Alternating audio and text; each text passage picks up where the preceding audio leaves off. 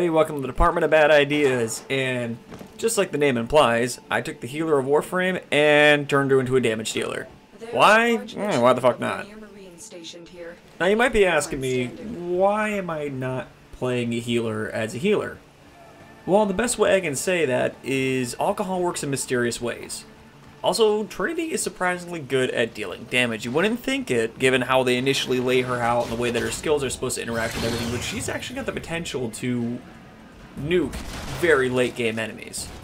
Now, you might be wondering why she's capable of doing this. It turns out that her energy vampire skill in the game, the damage that deals is based on a percentage of life, and not based on a set amount of damage. So what I effectively did was I took an entire build and based it around the energy vampire skill. Now I'm going to say this first, just to get this out of the way, because everyone's going to ask me, yes, she's still good at healing in this build. Regardless of what you may think of Trinity, Blessing is still a full heal, restores all your shields, and makes you invulnerable for a short duration. So at the end of the day, if you really want to be an epic healer, this build can still work for that, and keep you going with full energy.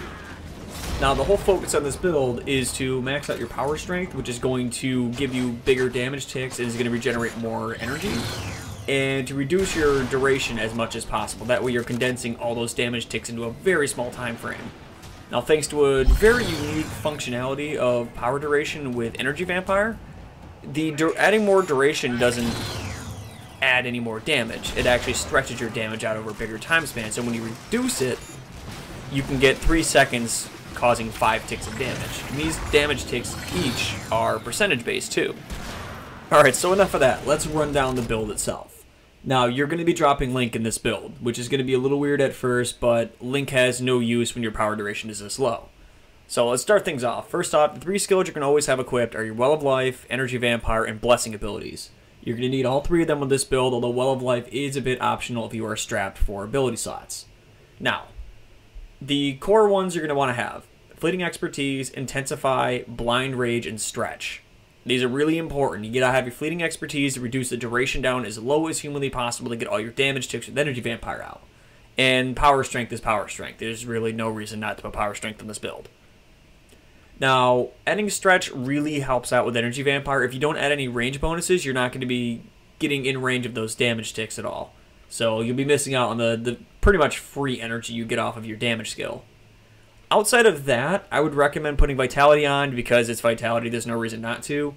And Natural Talent, if you have it, is a godsend. It makes it a lot faster to cast Energy Vampire. It makes Blessing, well, a blessing. It is a lot quicker, get your health back a lot faster, and you just all around run better.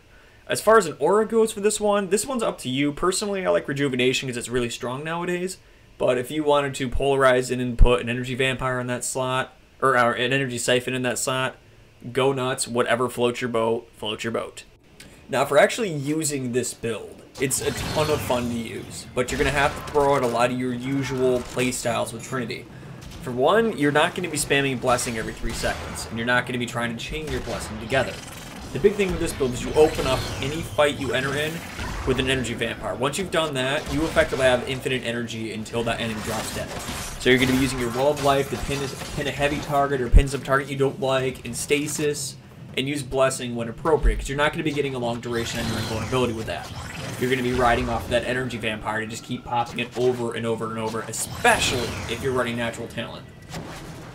Now, you're going to have to get used to chaining your abilities together constantly. The one thing that's nice about this build is, given the range of Energy Vampire with Stretch equipped, and with the condensed time frame, you are always going to have full energy to do whatever you feel like. So you're going to be popping a Well of Life here, an Energy Vampire here, pop a Blessing when you start bleeding or somebody hits you. And this is also going to apply to the rest of your team as well. So for example, my usual game type is defense. In a defense environment, there are so many enemies on screen that, you know, whatever you tag with Energy Vampire or Well of Life is probably not going to get shot at right away. But by doing so, you're going to keep your Frost Snow Globe up, you're going to keep your Nova's Molecular Prime going, Loki can use that for more disarms. It is just all around beneficial running this build for your team, for more reasons than just boom blessing, boom blessing, boom blessing. Alright guys, that is the Dark Trinity build, the damage dealer healer. Now if you like this, give it a shot. Tell me what you think of the build, any suggestions you got for it, drop them right in the comments. And if you enjoyed this video and want to see more, subscribe, favorite it, and do anything you'd like to this video that makes it say, hey, Guys, check out this thing we did.